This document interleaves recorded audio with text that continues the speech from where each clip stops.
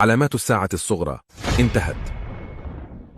كثرة النساء الكاسيات العاريات، كثرة الخمر والزنا في بلاد الإسلام، موت الفجأة، تطاول البنيان، انتشار المعازف والأغاني بشكل كبير، الفتنة والفتنة ثم الفتنة، تشبه الرجال بالنساء. ألم تلاحظوا ظهور كل هذه العلامات؟ تخيل إنك استيقظت في يوم من الأيام وسمعت صراخ الناس وكأنهم أوشكوا على الهلاك، ينظرون جميعهم إلى السماء بدهشة. نعم، إنها الشمس قد أشرقت من المغرب. أتعرف معنى هذا؟ أن باب التوبة قد أقفل، وقد رفعت الأعمال إلى الله، خيرا كانت أو شرا كانت. بعدها لم تعد تنفع توبة تائب.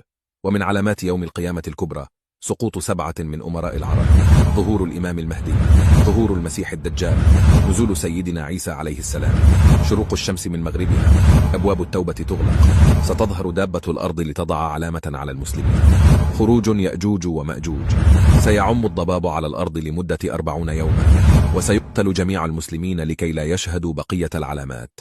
نار عظيمة، دمار الكعبة.